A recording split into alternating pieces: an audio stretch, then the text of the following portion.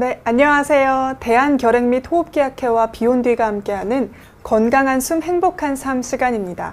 저는 오늘 진행을 맡은 PD 최희선이고요. 제 옆에는 고대구로병원 호흡기내과 이영석 교수님 나오셨습니다. 교수님 안녕하세요. 네, 안녕하세요. 네. 저는 고대구로병원 호흡기내과 이영석입니다. 오늘 이 주제를 준비하면서 여러 가지 생각들이 많이 들었는데요. 그러니까 이제 얼마 전에 이제 정부에서 야외에서는 마스크를 벗게 했잖아요. 근데 어느덧 제가 2년여 마스크를 쓰다 보니까 마스크를 벗는 게 굉장히 부끄럽다는 느낌이 들더라고요. 네. 마치 무슨 입어야 되는 옷을 벗어야 되는 것처럼. 그래서 오늘 이 자리도 마스크를 벗고 방송을 하다 보니까 되게 어색하고 그런데요. 어쨌든 이제 2년여 시간 동안 지나오면서 많은 일들이 있었는데 그래도 우리나라가 이게 잘 이걸 극복해 나가고 있고 그리고 앞으로도 잘 극복하리라고 생각을 합니다. 생각을 해보면 2020년 1월부터 이제 코로나19가 시작이 됐으니까요. 2020년 4월에 제가 이제 대구 파견을 갔을 때만 해도 굉장히 큰 공포감에 사로잡혔던 것 같습니다. 근데 네. 지금은 이제 많은 자료들이 축적이 되면서 어느덧 이제 코로나 환자가 왔을 때 우리는 어떤 식으로 대처를 해야 되는지에 대한 경험이 쌓이다 보니까 그래도 앞으로 이제 계속 환자는 발생을 하겠지만 그거에 대한 적절한 대처를 잘 할 수 있지 않을까 싶습니다. 네. 그래서 오늘 이 자리가 굉장히 중요할 것 같고요. 우리가 감염병이 생기고 나면 처음에는 이게 왜 생겼는지에 대해서 궁금해하고 그 다음에 어떤 환자들한테 있어서 감염이 되는지를 궁금해합니다. 그러다가 중반쯤 되면 이제 이 질환 자체를 어떻게 예방을 할 건지 그리고 어떻게 치료할 건지에 대한 관심을 갖게 되고 맨 마지막에 되게 되면 이제 이 질환으로 인한 후유증을 우리는 어떻게 극복할 건지에 대해서 얘기를 하거든요. 그러다 보니까 오늘 이 시간에 이런 롱 코비드에 대한 얘기를 한다는 거는 결국은 지금 여러 가지 사회적 분위기랑 맞춰서 우리가 2020년부터 시작된 이 코로나19의 터널을 이제 빠져나오는 단계라고 생각할 수 있을 것 같습니다. 그래서 어찌 보면 조금 후련하게 그리고 이 시간을 맞이할 수 있을 것 같습니다. 네. 감사합니다. 서두가 길었네요. 아닙니다. 너무 따뜻하고 그리고 정말로 저희가 롱 코비드 특집을 한다는 것 자체가 코로나19로 고생했던 시간들이 그래도 어느덧 마무리가 되어 간다는 말이니까요. 네네. 오늘 방송도 정말 유익하게 준비해 주셨으니까 네, 끝까지 시청 부탁드리고요. 또 롱 코비드에 대해서 궁금한 것 있으셨다면 오늘 또 질문으로 남겨주시면 감사드리겠습니다. 네, 네. 알겠습니다. 그럼 강의를 시작을 하겠습니다. 먼저 제가 이 강의를 준비를 하면서 이제 청취자분들이 어떤 질문들을 낼까라는 것들을 고민을 하고 생각을 해봤거든요. 그래서 네. 여러 가지 질문들을 보면서 강의를 시작하도록 하겠습니다.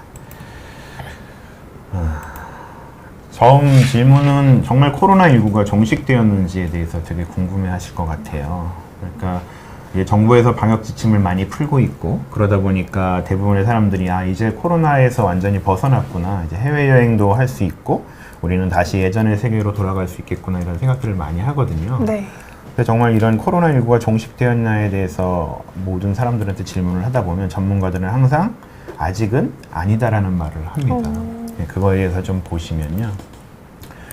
5월 8일 기준으로 해서 세계보건기구에서 코로나19에 대한 것들을 이렇게 매주 리포팅하면서 업데이트한 자료를 보면 지금은 중국과 미국 그리고 남아메리카를 제외한 대부분의 국가에서 대부분 코로나 환자 수가 굉장히 급감함을 알 수 있습니다. 우리나라 같은 경우에도 전주 대비 마이너스 10에서 마이너스 49%까지 감소함을 알 수 있었었고요.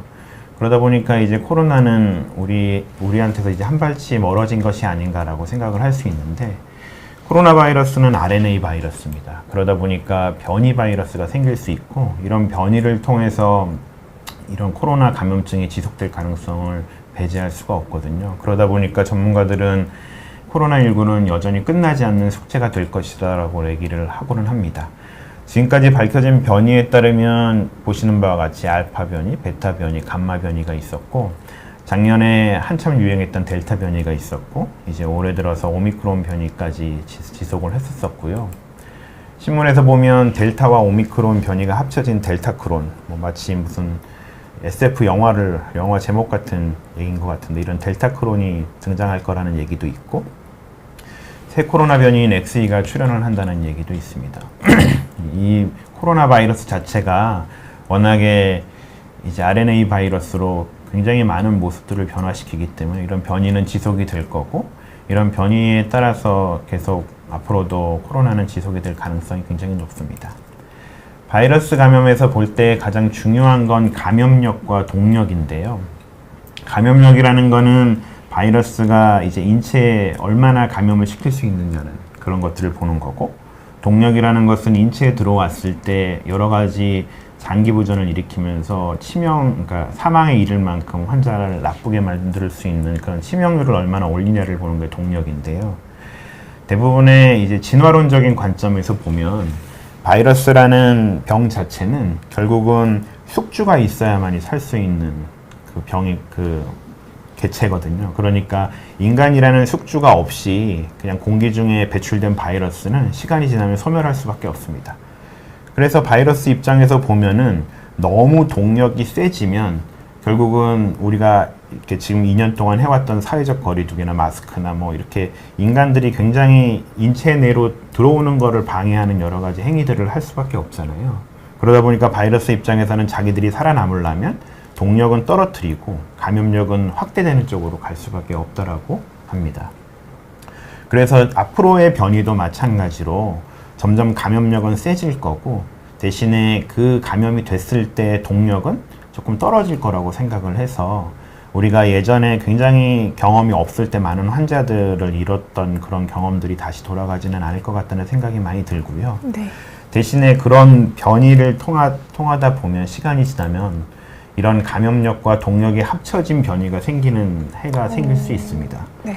우리가 2009년도에 인플루엔자 감염이 이제 시작이 되고 그 신종플루로 인해서 굉장히 많은 환자들을 잃었습니다. 그리고 나서 그 이후로부터 이제 여러 가지 치료법들이 많이 발전을 해서 굉장히 많은 환자들이 살고 있는데, 가끔가다 계속 변이를 일으키긴 하지만 2009년 신종플루 같은 변이들이 다시 돌아오고 있기는 하거든요. 그게 이제 주기적으로.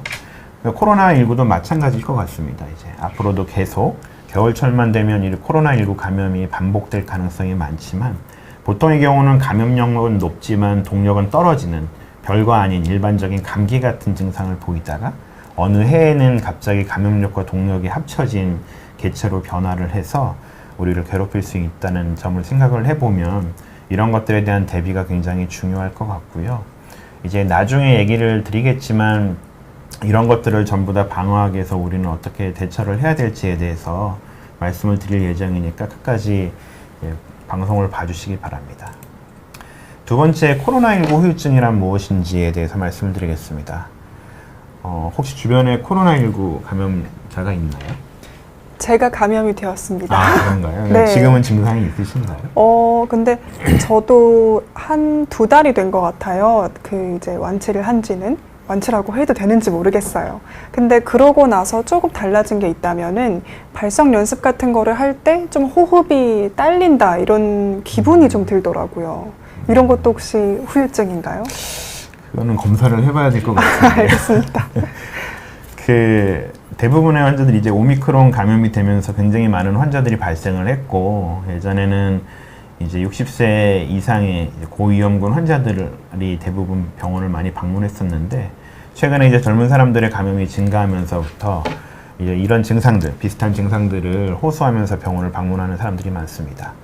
근데 대부분의 경우는 그때 이게 발생하는 기침과 코막힘, 콧물 등은 코로나 후유증이라기보다는 어떤 감염이든 감염이 생기고 나면 2달까지는 기침을 할 수가 있거든요. 그거를 우리가 감염 후 기침이라고 하는 건데, 그런 감염 후 기침의 형태로 나타나는 경우가 대부분입니다.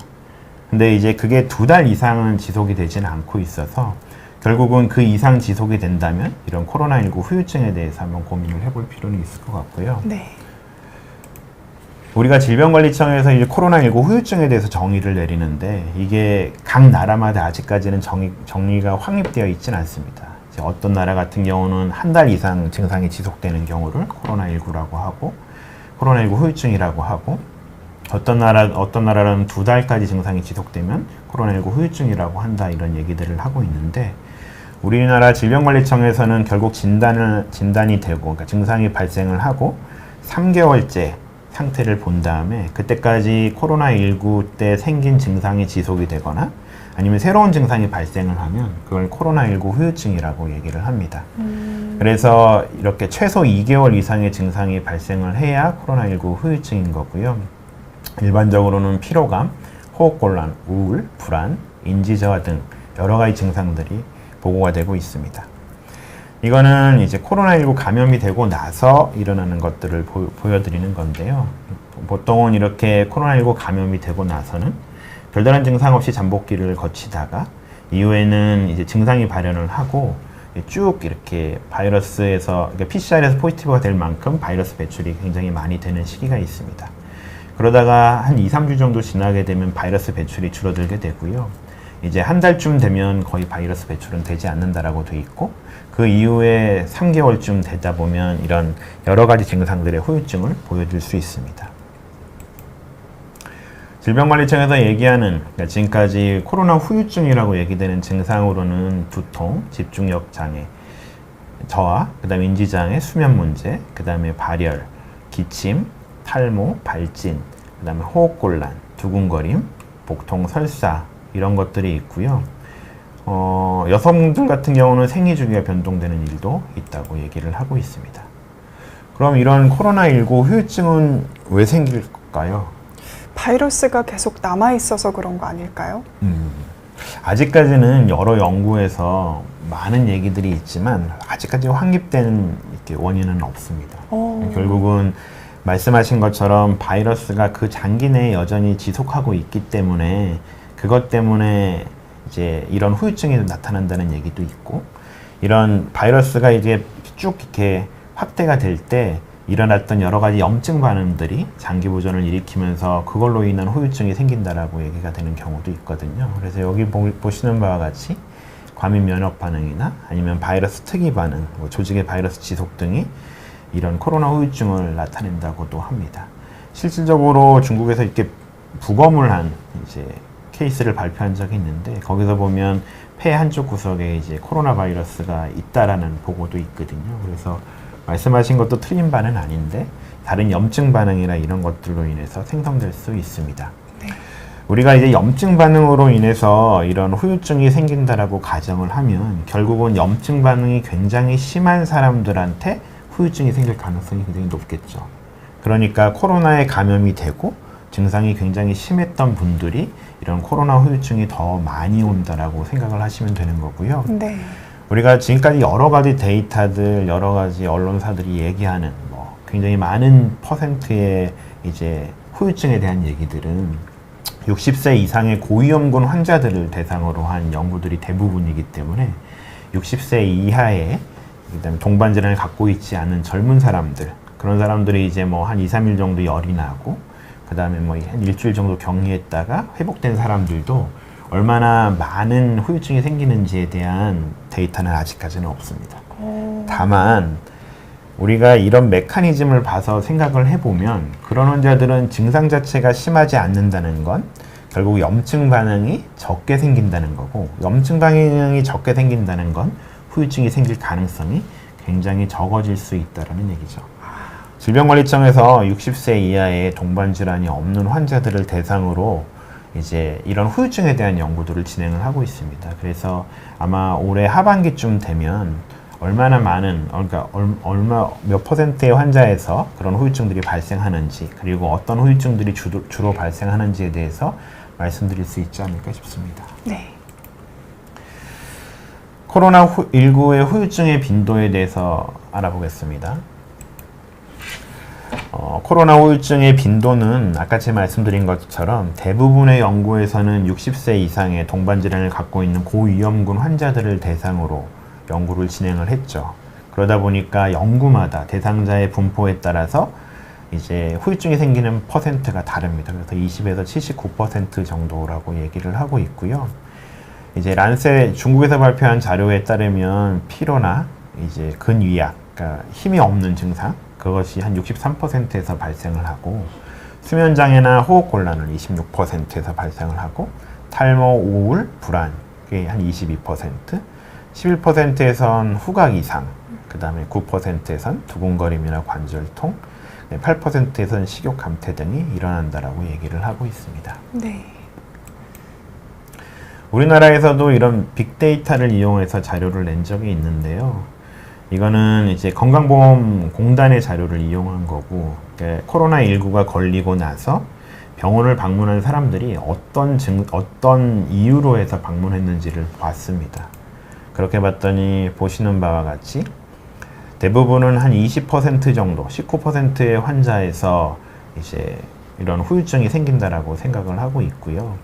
그 다음에 이제 소화기관의 문제라든지, 그 다음에 이런 구강의 문제라든지, 아니면 이제 근육에 대한 문제라든지, 그리고 피부과에 방문한 환자들이 많다든지 이런 증상들이 발생을 하는데, 이게 인플루엔자 발생을 했을 때 방문하는 거랑 비교를 해보면 그다지 많지는 않다고 되어 있습니다. 근데 이런 빅데이터를 이용한 자료에서 약간 맹점은 뭐냐면, 그러니까 환자들이 본인이 불편한 사람들만 가는 거잖아요. 그렇죠. 그리고 불편하지 않으면 가지 않는 상황이 되는 거고, 그리고 그것도 굉장히 어떤 질환 때문에 이제 거기를 방문했는지, 정말 코로나 때문에 방문했는지에 대한 이제 정확한 데이터는 아니거든요. 그러다 보니까 생각보다 이것보다는 이제 발생률이 굉장히 적지 않을까라고 생각을 하고 있고요. 예, 그러니까 작년과 재작년의 데이터를 보면 대부분은 이제 고위험군 환자들이 많이 발생을 했었으니까 그런 환자들을 대상으로 한 연구라서 많이 퍼센트가 높았는데, 이제 오미크론이 되면서 젊은 사람들, 이렇게 동반 질환이 없는 사람들한테 굉장히 많이 발생하다 보니까 그런 전체적인 분모가 커지다 보면 이런 퍼센트는 좀 줄어들지 않을까라는 생각을 합니다. 그래서 너무 과도하게 걱정은 하지 않으셨으면 좋겠고요. 이런 증상들이 있으면 당연히 뭐 주변에 있는 사람들한테 야, 이거 코로나 후유증 아니야? 이렇게 물어보지 마시고 전문가를 찾아서 이게 코로나 후유증이 맞는지를 한 번쯤 이렇게 들어보시면 조금 더 낫지 않을까라는 생각을 합니다. 네. 시청자 반응을 합니다.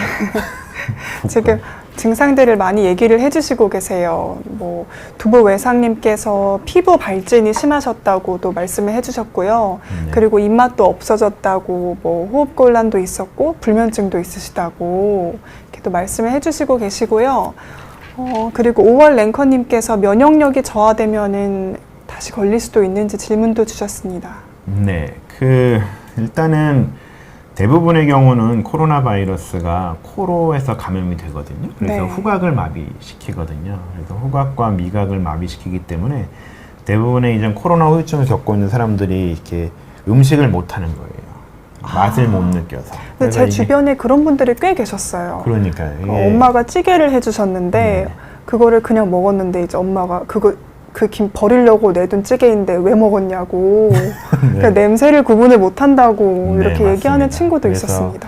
이제 병원에 방문해서 이렇게 얘기를 하시는 걸 들어보면 평소에는 이제 본인이 굉장히 요리를 잘하셨는데 코로나 걸리고 나서부터는 요리할 맛이 안 난다고 하시는 분들이 꽤 계시거든요. 그러니까 네. 결국은 맛을 제대로 잘 못 느끼다 보니까 이제 간을 제대로 못 맞추게 되고, 그러다 보니까 이제 주변 가족들한테 비난을 받는 거예요. 그러다 보니까 힘들어하시는 분도 계시는데 네. 그런 증상들이 생길 수도 있고, 이제 앞으로 제가 이제 폐 후유증이랑 심장 후유증이랑 뇌 후유증에 대해서 말씀을 드리겠지만 네. 또 힘이 떨어지는 사람들도 굉장히 많아요. 제 주변에도 정말 네, 많으셨어요. 네, 기력이 좀 쇠해졌다고 생각이 들고, 이건 뭐 보약을 먹어야 되는 건지 아니면 다른 뭔가를 해야 되는 건지, 이게 계속 지속되는 건지에 대한 궁금증들이 굉장히 많으실 텐데, 대부분의 폐 후유증은 이제 짧게는 3개월, 길게는 6개월까지 간다고 되어 있습니다. 물론 이제 염증 반응이 굉장히 심하면 그게 이제 1년 이상 지속이 되는 경우도 있긴 있지만, 대부분의 이제 동반 질환이 없고 고위험군이 아닌 경우에는 그 후유증이라고 생각되는 그런 증상들이 6개월 이내에는 대부분 좋아진다라고 돼 있으니까 너무 조급해하지 마시고 차분히 이제 기다리시면 될 것 같습니다. 네. 그리고 항상 그런데요. 우리가 이제 코로나 후유증이 이제 폐 후유증에서도 말씀을 드리겠지만 폐를 침범하는 경우가 가끔 있거든요. 그러다 보니까 폐 기능이 떨어지는 경우가 있어요. 폐 기능이 떨어지게 되면 처음에 이제 본인이 걷던 그 거리보다는 굉장히 적은 거리에서 좀 숨이 찬 듯한 느낌이 들고 불편한 느낌이 들 수 있거든요. 근데 항상 이제 제가 이제 환자분들한테 말씀을 드리는 거는 이제 운동을 통해서 그걸 극복할 수 있다라고 말씀을 드립니다. 그게 무슨 말이냐면 네. 우리가 폐 기능 자체가 뭐 살짝 떨어진다라고 해도 결국은 호흡 근육이 힘이 세지면 그걸 다 극복을 하고 호흡곤란이 없어질 수가 있거든요. 그래서 굉장히 중요한 게 그런 환자분들한테 중요한 거는 호흡 재활일 수 있고 호흡 재활은 뭐 특별한 게 없습니다. 우리가 보통 이제 호흡근을 강화시키는 호흡 재활도 있지만 그런 호흡 재활이 아니라 이제 팔다리 근육을 강화시키면 대부분 모든 근육들이 다 연결이 되어 있기 때문에 호흡 근육도 좋아진다라고 얘기가 되고 있거든요. 그래서 호흡기 내과 입장에서 이제 이런 호흡곤란들을 호전시킬 때 가장 좋은 방법은 상완근하고 허벅지 근육을 키우는 운동들을 많이 하시면 굉장히 빠른 속도로 회복될 가능성들이 굉장히 많습니다. 그래서 제가 이제 항상 권유를 드리는 게 이제 자전거 타기, 뭐 아니면 수영 같은 것들을 얘기를 하고 있고요. 뭐 60세 이상의 어르신들이 저한테 와서 본인이 이제 운동을 열심히 하고 있다라고 말씀을 하시거든요. 그러면서 무슨 운동을 하시냐고 물어보면 걷는 운동을 한다고 말씀을 하세요. 만보 걷기 같은 네네. 거요? 네. 근데 걷는 운동은 운동이 되지 않습니다. 정말요? 왜 그러냐면 대부분의 환자들이 걷잖아요. 걷다가 이제 숨이 차면 천천히 걷기 시작을 하고. 그러니까 걸음의 그러니까 그 횟수가 중요한 게 아니라 걸음의 강도가 중요한 건데 대부분의 환자들은 본인은 걷지만 그냥 이제 숨이 좀 차면 숨이 안 찰 만큼 걷거든요. 제 얘기 같습니다. 그러니까 마치 그냥 산보하듯이. 그래서 네. 제가 이제 환자분들한테는 그거는 운동이 아니라 산보라고 말씀을 드리는데 그래서 가장 좋은 운동이 이제 수영이나 아니면은 자전거인 것 같습니다. 그래서 네. 보통은 65세 이상의 어르신들한테는 제가 항상 실내 자전거를 돌리라고 그러는데요. 그래서 실내 자전거를 일주일에 3번, 이제 30분에서 1시간 동안 심장이 두근거릴 만큼 돌리게 되면 굉장히 빠른 속도로 회복할 수 있을 것 같습니다. 네, 그러니까 상완근 운동이랑 허벅지 운동을 하면은 네.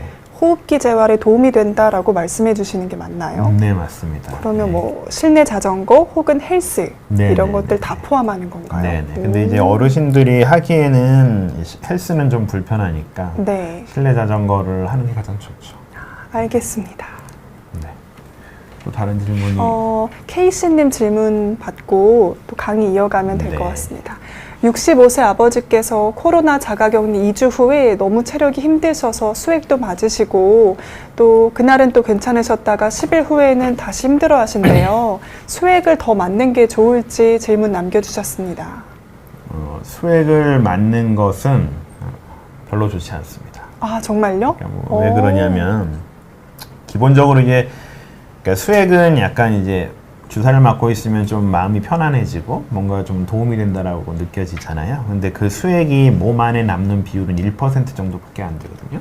대부분 수액을 맞고 나면 그게 다 소변으로 다 빠져나가는 거기 때문에 그저 그냥 약간 이제 그 링겔을 딱 맞게 되면 뭔가 힘이 나는 것 같아 라는 기분의 전환은 되지만 그게 그 환자한테 굉장히 도움이 되는 거는 아닌 것 같고요. 차라리 저는 그 돈으로 이제 고기를 사 먹으라고 얘기를 하거든요. 65세 이상의 노인분들한테 가장 중요한 게 단백질입니다. 근데 우리나라는 좀 어찌된 게 이제 고지혈증이 많이 이렇게 방송이 되다 보니까 노인분들한테 이제 고기를 먹지 말라는 얘기를 굉장히 많이 하세요. 물론 이제 고혈압이 있고 당뇨가 있고 여러 가지 동반 질환이 있는 분들이 너무 많은 폭식을 하게 되면 그걸로 인해서 생기는 여러 가지 합병증들이 생길 수 있잖아요.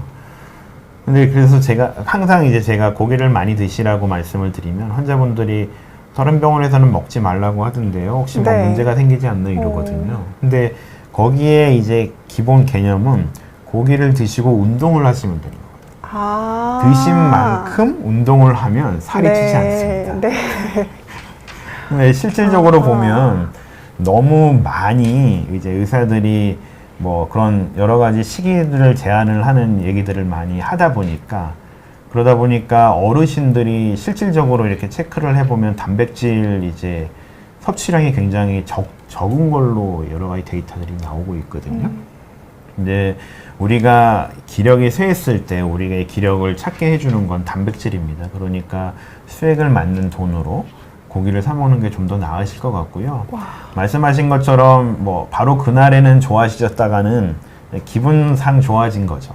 우리가 뭐 조금 힘이 나는 것 같아. 뭔가 이렇게 몇만 원짜리 링겔을 맞았으니까 좋아진 것 같아. 이렇게 생각을 하지만 결국은 그게 그 환자의 체력을 키워주는 거는 아니기 때문에 오래 네. 지속되지는 않습니다. 알겠습니다. 네, 그래서 말씀드린 것처럼 이제 잘 드시고 운동을 열심히 하는 것이 좀 더 좋을 것 같습니다. 네. 그 운동 얘기를 좀 해주시니까요. 댓글로 질문이 많이 들어왔어요. 이런 운동은 좀 효과적인가요? 이런 질문들이 좀 있는데요. 네. 뭐, 담비님께서 스쿼트, 런지, 팔 벌려 뛰기 각 20회씩 3세트 하게 되면 근력 운동으로 적당할까요? 뭐 이런 저보다 질문도. 더 운동을 열심히 하시는 것 같은데. 이런 질문도 있었고요. 네, 또 저런 근력 운동을 하면 굉장히 좋을 것 같습니다. 네, 어떤 근력 운동이든지 상완근과 허벅지를 단련하는 거면 좋겠다라고 말씀을 해주셨고요. HOGV님께서는 축구라는 운동을 하면 롱코비드 예방에도 좋고 장수한다는데 맞나요? 라고 질문도 주셨네요. 축구를 네. 하게 되면 대부분 허벅지 근육들이 굉장히 많이 이제 발달을 하게 되잖아요. 네. 우리가 뭐 그것 자체가 코로나19를 예방을 하지는 않습니다. 네. 다만 이제 조금 이제 몸 안에서 여러 가지 면역 반응들이 좀 잘 일어날 수 있기 때문에 다른 사람보다 조금 증상이 없는 상태로 지속될 가능성이 더 있어 보이고요. 또 하나는 장수를 할 수 있냐라고 얘기를 하는데 네. 결국은 이제 나이가 점점 들어가면 들어갈수록 제일 먼저 빠지는 게 이제 단백질 근육이거든요. 근데 우리의 허벅지 근육이 제일 많은 에너지로 사용된다고 합니다. 그러다 보니까 이런 축구를 해서 허벅지 근육을 키워놓으면 그 에너지로 인해서 이제 조금 더 장수를 할 수 있는 상황이 되지 않을까라는 생각이 들어서 이런 운동은 권해드리고 싶습니다. 네. 물론 이제 저도 잘 하진 않지만 알겠습니다. 하면 좋을 것 같습니다. 꼭 의사 선생님들께서 네네. 하라고 하시는 건 참 건강한데 네. 꼭 하기는 싫습니다. 그렇죠? 그러니까요. 네. 쉬운 일은 아니더라고요. 그분은 굉장히 좋은데. 그리고 아까쯤에 그 하나의 질문 중에 네. 일정한 속도로 걷는 게 좋은지 아니면은 뭐 어떤 정도의 강도로 하는 게 좋은지에 대해서 물어보신 분이 계신데 네. 운동이라는 거는 결국은 이제 심장이 두근거릴 정도로 해야 됩니다. 그 얘기는 무슨 말이냐면 근육을 발달시키기 위해서는 그 근육으로 피가 많이 몰려야 되거든요. 피가 많이 몰린다는 증거가 이제 심장이 두근거리는 것을 보고 이제 피가 많이 몰린다라고 생각을 할 수 있는데 우리가 일정한 속도로 걷게 되면 그 근육 자체가 이렇게 적응을 하고 있는 상태이기 때문에 뭐 심장 두근거림이 없이 그냥 이렇게 걸을 수 있거든요. 근데 그거를 굉장히 빠른 속도로 걷다가 천천히 걷다가 빠른 속도로 걷다가 천천히 걷다가 이렇게 변화를 주게 되면 근육 자체도 그거에 딱 그 운동량에 적응을 하지 못하기 때문에 그만큼의 많은 양의 이제 혈액 공급을 요청을 하게 되고 그런 것들이 결국은 근육을 살찌우고 튼튼하게 만드는 길이 돼서 걷는 운동을 하시고 싶으시면 내가 느끼기에 이거 심장이 두근거리고 숨이 좀 차네 하는 정도로 걸으시면 됩니다. 네, 알겠습니다. 또 명확하게 말씀해 주셨네요. 네. 감사합니다. 예, 그러면 강의를 계속 이어가도록 하겠습니다. 이제 제가 3가지 가장 중요한 후유증에 대해서 말씀을 드릴 겁니다. 이제 제일 첫 번째 말씀을 드릴 후유증은 코로나19에 대한 폐후유증이고요. 제가 호흡기 내과 의사다 보니까 이 부분에 대해서 굉장히 관심이 많은데 그리고 많은 환자들을 보고 생각을 해보면 이런 후유증을 줄일 수 있는 방법을 찾는 것이 앞으로 여러 가지 환자들의 삶의 질을 이렇게 향상시키는 데 도움이 되지 않을까라는 생각이 많이 들어서 이런 폐후유증에 대한 관심은 중요할 것 같습니다. 이거는 이제 제가 봤던 환자인데요. 이제 이 환자가 1월 중순경에 이제 코로나19 확진을 받고 치료를 받은 다음에 퇴원을 하고 외래를 방문을 하였습니다. 그래서 1월 28일 날 이제 엑스레이를 찍었는데 이 환자는 이제 나이가 좀 있으시고 그 전에도 이제 만성 폐성 폐질환이라는 그 폐질환을 앓고 있고 폐 자체도 CT를 보면은 조금 네. 많이 망가진 군데군데 망가진 부분들이 보이거든요. 우리가 이제 여기서 보면 이렇게 검게 보이는 부분이 폐인데 이게 오른쪽 폐고 이게 왼쪽 폐고 이 가운데 있는 게 심장입니다. 그래서 환자분한테 설명을 할 때는 검은 것은 좋은 거고 하얀 것은 나쁜 거라고 얘기를 하거든요. 그래서 여기서 엑스레이를 보게 되면 이제 오른쪽 아랫부분이랑 왼쪽 아랫부분이 이제 검은 부분이 있어야 되는 부분에 하얗게 변한 것을 알 수 있습니다. 이거는 코로나19가 생기고 나서 폐후유증을 앓기 시작을 한 걸 말을 하는 거고요. 대부분 코로나19 때문에 입원 치료를 했던 이제 동반자를 갖고 있는 고위험군 환자들은 퇴원한 직후에 엑스레이를 찍어보면 항상 이런 식으로 엑스레이가 보입니다. 근데 이게 4월 1일 날 이제 다시 추적 관찰을 했거든요. 추적 관찰을 하면 이제 1월 28일 엑스레이랑은 좀 다르게 오른쪽 아래랑 왼쪽 아래가 조금 더 검해졌음을 알 수 있습니다. 그 얘기는 뭐냐면 이런 후유증이 시간이 지나면 좋아질 수 있다라는 얘기죠. 코로나19는 아까 제가 말씀을 드린 것처럼 코로에서 감염이 됩니다. 코로에서 이렇게 감염이 되게 되면 대부분 이런 상기도 감염을 일으키는 게 80%고요. 나머지 20%가 이렇게 폐로 넘어가서 일반적으로 말을 하는 바이러스성 폐렴을 일으키게 됩니다. 바이러스성 폐렴이 생기게 되면 가장 먼저 생기는 게 호흡곤란입니다. 여러 가지 뭐 발열도 있고 기침도 있고 호흡곤란도 있는데 여기서 가장 중요한 이제 내가 바이러스 폐렴이 생겼을 것 같네 라고 생각을 하는 그 증상은 호흡곤란이라고 생각을 하시면 되는 거고요. 이런 호흡곤란이 생기게 되면 이 산소 치료부터 아니면은 이제 뭐 고유량 산소 치료 아니면은 뭐 기계호흡, 에크모까지 굉장히 빠른 속도로 진행할 가능성이 있습니다. 대부분의 환자들은 이제 치료를 마치고 나서 외래에 첫 방문할 때 보면 폐기능 이상이 20%에서 발생한다고 얘기가 되고 있고 말씀드린 것처럼 CT나 아니면 엑스레이 이상이 거의 한 40에서 50% 정도 환자에서 발생한다고 얘기를 하고 있습니다. 물론 이것도 추적 관찰을 하다 보면 좋아질 수가 있는 거죠. 우리가 이제 초반에 코로나19 환자들을 폐섬유화가 된다라는 얘기들이 굉장히 많이 있었거든요. 네. 한마디로 뭐 폐가 딱딱하게 굳는 거 아니냐 이런 얘기들을 하는데 인터넷에 굉장히 많이 네, 그런 게 맞습니다. 떠돌아다녔어요. 뭐 네. 폐가 하얗게 변한다 이런 네, 맞습니다. 루머도 있었고요. 네네. 근데 결국은 이제 폐섬유화가 된다는 거는 뭐냐면 이제 이런 코로나19의 후유증으로 인해서 이제 처음에는 이 간질성 폐렴 양상으로 되고 그것이 이제 흉터처럼 딱딱하게 변한다는 거거든요. 그래서 코로나19 치료를 받고 온 대부분의 환자들은 이런 간질성 폐렴처럼 이제 CT나 엑스레이에서 허옇게 보이는 부분들이 있습니다. 그 중에서 일부는 죽은 세포가 되는 거고, 일부는 죽어가는 세포가 될 수도 있고, 일부는 살아가는 거죠. 그런 것들을 어떻게 잘 치료하느냐에 따라서 흉터가 얼마나 남는지가 이렇게 결정이 되는 거고요. 폐라는 장기는 한번 망가지면 이제 돌이킬 수가 없거든요. 그러니까 망가지기 전에 뭔가의 조치를 취해야 되는 거라서 이런 환자들한테 있어서 어떤 치료가 도움이 될까라는 고민들이 이제 호흡기내과 의사로서는 굉장히 고민이 많이 되기도 합니다. 실질적으로 이제 오미크론 같은 경우는 아까 제가 말씀드린 것처럼 감염력은 굉장히 높지만 동력은 굉장히 떨어지거든요. 그래서 예전에 델타 변이가 있었을 때는 굉장히 많은 환자들을 잃었는데 오미크론이 딱 번지고 나서부터는 많은 환자들이 이제 다 살아서 괜찮아지기도 합니다. 근데 결국은 우리가 그 코로나19로 해서 입원을 하고 치료하는 그 과정 중에서 얼마나 진행했느냐에 따라서 이런 폐후유증이 얼마나 남는지가 결정이 되고요. 네.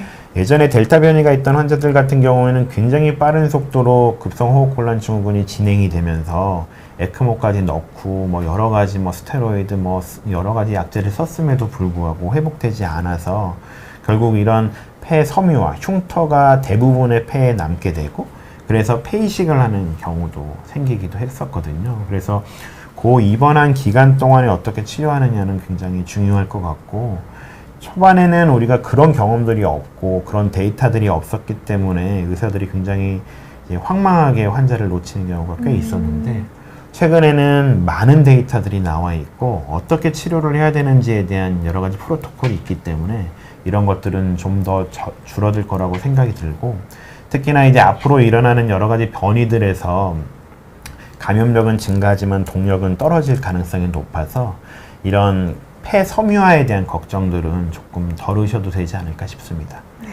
또 하나는 이 코로나 감염의 특징이 혈전을 많이 생기게 하거든요. 그래서 뇌경색 같은 것도 많이 생기고 폐동맥 색전증 같은 것도 많이 생기는데, 가끔가다 이제 치료를 마치고 온 환자들 CT를 찍어보면 이런 폐동맥 색전증이 있는 경우가 꽤 있습니다. 그런 폐동맥 색전증도 잘 치료를 해야만이 깨끗하게 낫는 거지, 오랫동안 놔두다 보면 그게 만성적으로 진행하는 경우가 있거든요. 그런 것들을 좀 조심을 하셔야 될 것 같고요. 아까 제가 말씀드린 것처럼 호흡 근육 자체가 이제 떨어지기 때문에 그런 것들을 예방을 하기 위해서는 조금 운동을 하는 게 좋지 않을까 싶습니다.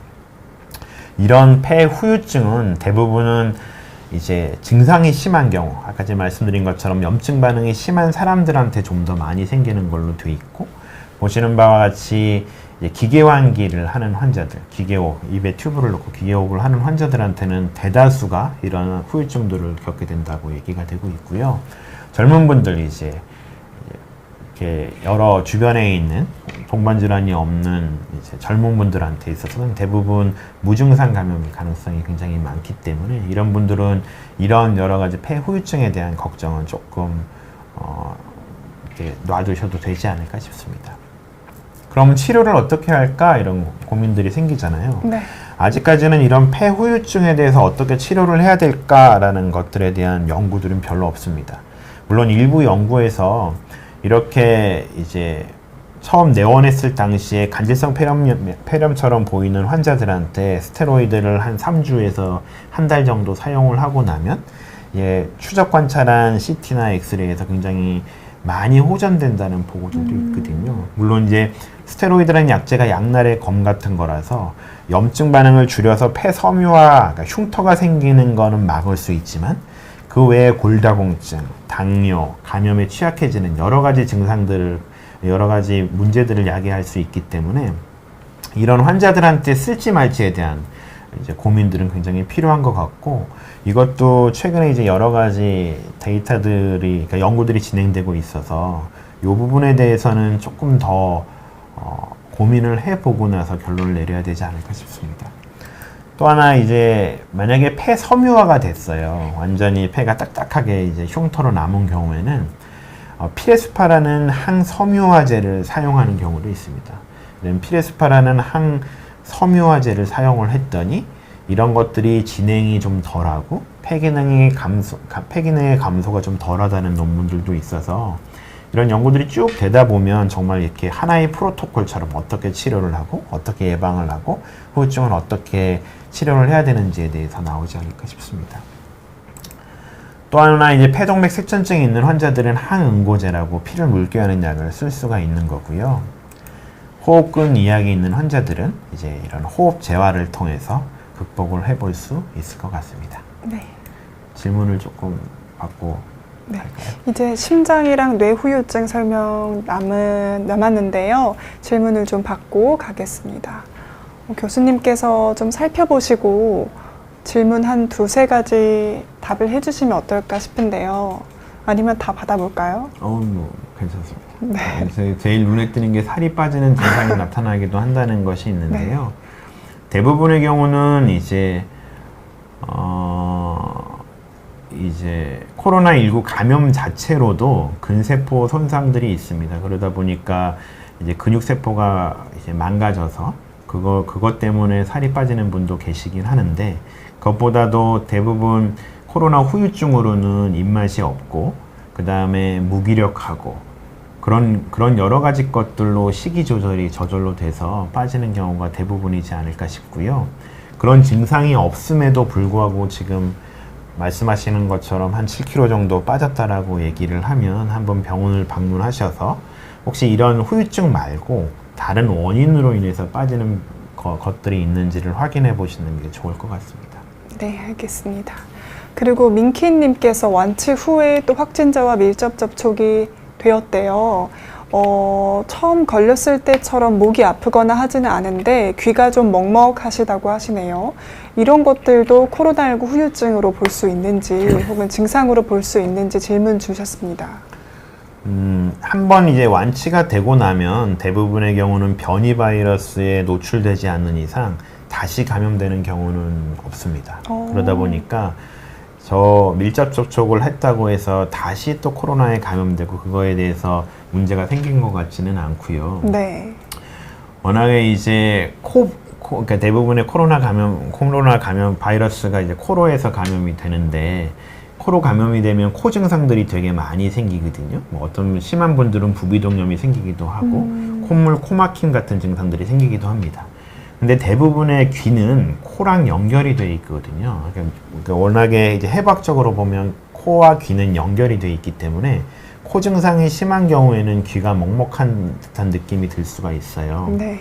그걸 나아지려고 하면 지금 말씀하시는 것처럼 뭐 이비인후과를 방문해서 코 치료를 조금 더 열심히 받아본다거나 아니면 경과 관찰을 해보는 것도 나쁘지는 않을 것 같습니다. 네, 감사합니다. 네, 그러니까 저런 증상 자체로 이제 뭐 청각에 문제가 생기거나 그러진 않고요. 대부분의 경우는 코를 치료하고 나면 저절로 다 좋아지는 증상일 수 있어서 너무 걱정을 하지 않으셔도 될 것 같습니다. 네. 이게 사실 뭐 코로나19 후유증으로 이런 게 있다라고 이야기를 해도 내 얘기가 되면 걱정이 되거든요. 그럼요. 근데 또 이렇게 걱정하지 않으셔도 된다고 말씀을 해주시니까 다행인 것 같습니다. 네네. 네. 그리고 김경자님 질문인데요. 64세이시고요. 코로나 감염으로 팍스로비드를 먹고 지금은 20일 정도 지나셨대요. 근데 약을 먹는 도중에 소변이 좀 콜라색으로 나오고 있고 평상시에 약 복용은 고지혈증 리비알 호른제를 드시고 계신다고 한대요. 네, 팍스로비드를 드실 때는 그 약을 안 드셨나 봐요. 근데 네네네. 소변이 좀 색깔이 좀 변하셔가지고 혹시 네네네. 병원을 방문을 해야 될지 질문 남기셨습니다. 네, 그런 경우에는 병원을 방문을 해보시는 게 좋을 것 같고요. 대부분 팍스로비드의 여러 가지 부작용 중에 뭐 설사도 있고 뭐 소변 색깔이 약간 변화하거나 그런 것들도 있는데 우리가 완전히 무슨 코카콜라처럼 소변 색깔이 변하다 보면 그건 신장에 문제가 생겨서 그렇게 변화하는 경우도 있기 때문에 반드시 신장내과를 방문을 하셔서 검사를 통해서 혹시 병이 있는지를 확인해 보시는 게 좀 더 안전할 것 같습니다. 네, 감사합니다. 그러면 다음 강의를 계속 진행을 해볼까요? 네.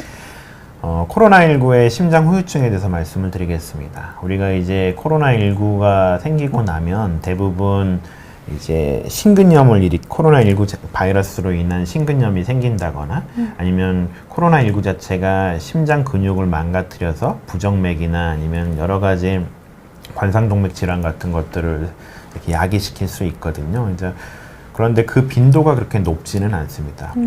그래서 여기 보시는 바와 같이 코로나19의 심장 후유증은 대부분은 코로나19 바이러스가 심장에 침범을 하거나 아니면 여러 가지 염증 반응에 의해서 일어날 수가 있는데요.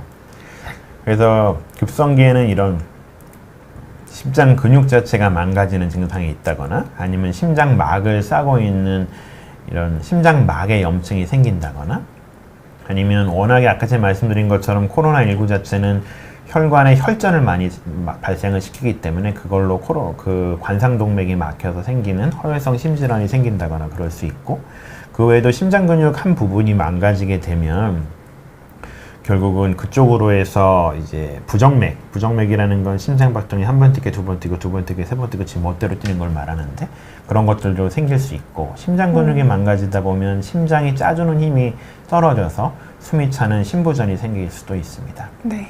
그래서 생기는 증상으로는 호흡곤란이나 흉통, 말초부종, 두근거림 같은 게 생길 수 있는데요. 네. 여기서 가장 이제 무서운 증상이 두근거림입니다. 그러니까 부정맥이 생기면 그 부정맥이 그냥 이제 악성 부정맥인지 아닌지를 감별하는 게 굉장히 중요한데 악성 부정맥이라는 것은 갑자기 이제 심장 마비가 생길 만큼 굉장히 심하게 부정맥이 생기는 경우가 있거든요. 그런 경우가 생기게 되면 그 원인으로 가장 흔한 거는 심근염이 같이 동반되는 경우에 그럴 수 있습니다. 그 외에도 여러 가지 복용하는 약제들에 대한 부작용 때문에도 그런 것들이 좀 더 잘 생길 수가 있는데, 이런 두근거림이 좀 더 심하다라고 하면 반드시 순환기내과를 방문을 하셔서 그것 자체가 그냥 단순하게 심리적인 요인으로 인해서 두근거리는 건지, 아니면 병적으로 정말 부정맥이 생긴 건지, 부정맥이 생겼다면 그게 치료를 받아야 되는 부정맥인지, 아니면 경과 관찰을 해도 되는 부정맥인지를 확인을 해보시는 게 좀 더 안전할 것 같습니다. 그래서 이런 여러 가지 심장 부작용들이 생길 수는 있는데 이것 자체가 그렇게 빈도는 높지 않다라는 것을 알고 계시면 되는 거고요. 대부분의 이런 심장에 대한 후유증은 약물 치료로 대부분 치료가 됩니다. 그리고 호흡곤란도, 그러니까 여러 가지 증상들이 생기는 것들도 전부 다 약물을 복용을 하고 적절하게 잘 복용을 하면 유지가 잘 되기 때문에 순환기내과를 방문하셔서 잘 진단을 받고 치료받는 게 굉장히 중요하고요. 일부의 환자에서는 이런 부정맥 때문에 시술을 받기도 하고, 아니면 관상동맥 질환이 있는 경우는 그걸로 인해서 시술을 받기도 하니까 반드시 뭐 두근거림이나 숨찬 증상이나 아니면 갑자기 뭐 손발이 붓는 증상이 생기게 되면 병원을 방문하셔서 무슨 증상 때문에 그런 일들이 무슨 병 때문에 그런 일들이 생기는 건지 확인을 해보시는 게 안전할 것 같습니다. 다른 후유증과는 다르게 심장에 대한 후유증은 예고를 하지 않거든요. 그게 무슨 말이냐면, 폐후유증 같은 경우는 천천히 진행을 하기 때문에 내가 그거에 대해서 대비를 할 수 있는데, 심장에 대한 후유증은 이렇게 천천히 진행하지 않고 갑자기 무슨 심근경색이 온다거나 심장마비가 생긴다거나 그렇게 벼랑간이 이루어지는 거기 때문에 적절하게 대처를 못하고 사망에 이를 만큼 나빠질 수 있습니다. 그래서 이런 증상들은 다른 후유증보다 굉장히 중요한 증상이라서 잘 보셔야 되지 않을까 싶습니다. 네. 마지막으로 뇌후유증에 대해서 말씀을 드릴 건데요. 이렇게 보시는 바와 같이 코로 이렇게 감염이 된 코로나 바이러스는 인접한 뇌로 이제 침입을 할 수 있습니다. 그래서 이것도 마찬가지로 바이러스 자체가 뇌에 영향을 미치기도 하고, 아니면 바이러스로 인한 염증 작용이 이제 뇌에 영향을 미치기도 합니다. 그래서 가장 흔히 일어나는 것은 우리가 일반적으로 간질이라고 하는 간질 발작이 제일 많이 일어나는 걸로 돼 있고요. 그 외에 두통이나 아니면 인지 장애 같은 것들이 생기기도 합니다. 우리가 이제 이런 것들이 생기는 것들에 대해서는 아까 제가 말씀드린 것처럼 이제 바이러스 자체나 염증 자체로 인해서 생길 수도 있고, 아니면 치료 동안에 여러 가지 증상들이 후유증으로 남는 경우도 있습니다. 그래서 이런 근육통이 생긴다거나 두통이나 어지러움, 피로, 그다음 냄새를 못 맡고 가끔 잊어버리고, 어떤 경우는 이제 마비가 오기도 하고요. 수면장애나 불안, 우울 같은 증상들이 생길 수 있기 때문에 이런 증상들에 대해서는 병원을 방문하고 적절하게 약을 복용하면 이런 불편한 증상들이 다 회복될 수 있는 가능성이 높아서, 이런 증상들이 있는 분들은 신경과나 아니면 이제 종합병원을 방문해서 검사를 통해서 약을 처방받는 게 좋을 것 같습니다. 이런 뇌후유증에서 가장 중요한 증상은 어지럼증입니다. 두통과 어지럼증이 심한 경우에는 반드시 검사를 진행을 하셔야 되는 거고, 그 검사에서 무슨 뇌 혈관 쪽에 문제가 있다거나 아니면 다른 뇌 질환 때문에 생기는지에 대해서 확인을 해볼 필요가 있는 거고요. 뭐 예전에도 좀 어지러웠는데 최근에 힘이 좀 빠지면서 더 어지러운 것 같아 라고 하면, 그거는 뭐 별게 아닌 증상이 아니라 이런 코로나 후유증 중에서도 이제 조금 심한 후유증들에 속하기 때문에 반드시 병원을 방문하셔야 될 것 같습니다. 네. 그럼 이런 코로나19의 후유증 치료에 대해서 말씀을 드리겠습니다. 대부분의 경우는 약물 치료로 전부 다 회복이 될 수 있다라고 얘기가 되고 있고요. 말씀 초반에 드린 것처럼 운동을 통한 재활 치료, 그리고 어떤 분들은 이런 코로나 때문에 우울이나 불안장애 같은 것들을 겪는 분들, 그리고 격리가 되다 보니까 그것 때문에 무슨 외상후 스트레스성 장애 같은 것들이 있는 분들이 있거든요. 그래서 그런 분들은 정신과 치료를 통해서 이런 치료들을 해야 삶의 질이 좋아질 수 있기 때문에 그런 것들에 대한 관심들을 가질 필요가 있을 것 같고요.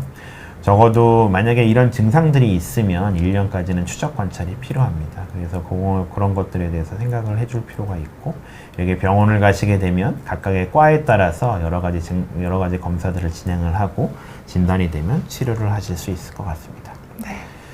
이제 마지막으로 말씀을 드릴 건 코로나19 후유증을 줄이려면 어떻게 해야 하나요? 라는 얘기인 거거든요. 가장 중요한 건 안 걸리는 겁니다. 코로나19에 걸리지 않는다면 후유증을 경험할 일이 없잖아요. 네. 우리가 젊은 분들이 어차피 이제 누구나 한 번씩 다 겪는 거니까 나도 걸리고 말지라고 이렇게 생각하시는 분들도 계시는데, 실질적으로 젊은 분들한테 후유증이 적긴 하지만 어떤 환자는 굉장히 세게 후유증이 나타나는 분들도 계시거든요. 그게 뇌가 될 수 있는 겁니다. 그래서 가장 중요한 건 안 걸리는 게 중요한 거고, 그거를 안 걸리려면 이런 백신 접종 같은 것들을 해야 되는 거죠.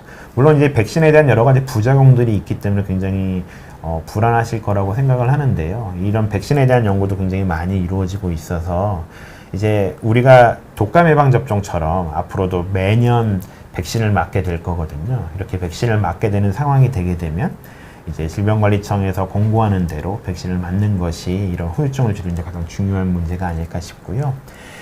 그리고 이런 후유증뿐만이 아니라 이런 이제 환자 병에 딱 걸렸을 때 그거에 대한 치료제 개발도 굉장히 중요합니다. 결국은 아까 제가 말씀드린 것처럼 이제 염증 반응이 세게 일어나면 후유증이 생기는 거니까 염증 반응을 줄일 수 있는 여러 가지 치료 약제들이 개발이 된다면 조금 더 후유증을 줄일 수 있지 않을까 싶고, 우리가 인플루엔자가 2009년에 확 퍼지면서 많은 환자들이 사망을 하고 그로 인해서 이제 신종플루의 무서움을 알았지만, 그 이후에 우리가 그런 공포감이 없는 건 타미플루라는 굉장히 좋은 약이 나왔기 때문이거든요. 타미플루를 먹게 되면 한 5일 만에 인플루엔자 감염은 그냥 씻은 듯이 낫는 것처럼, 이런 코로나도 그런 약제들이 개발이 된다면 조금 더 이런 후유증을 줄일 수 있지 않을까 싶고요. 물론 팍스로비드도 있고 렘데시비르도 있고 여러 가지 약제가 나와 있지만, 아직까지는 이제 치료하는 의료진들이 생각하기에 충분한 만큼의 치료 효과를 보지는 못해서 이런 연구들이 굉장히 필요할 것 같습니다.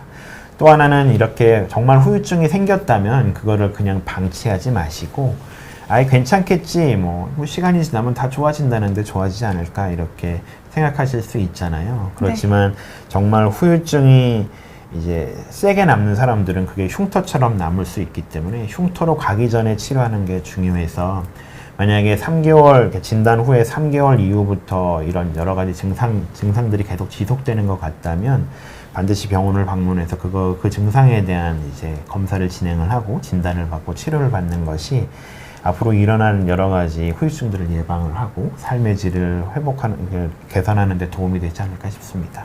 네. 네, 오늘 제가 강의를 할 내용은 여기까지였고요. 네. 많은 질문들을 주셨는데 그거에 대해서 답변을 못 드려서 정말 죄송한데, 언제든지 저를 찾아오시면 친절하게 답변을 해드리도록 하겠습니다.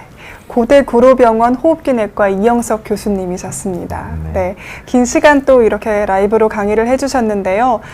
답변을 아직 못 해드린 그런 질문들은 저희 8시에도 방송 준비되어 있으니까 8시 방송 때 질문 남겨주시면 감사드리겠습니다. 그러면 저희는 여기까지 하도록 하겠습니다. 네, 교수님 긴 시간 강의해 주셔서 너무 감사드리고요. 네, 감사합니다.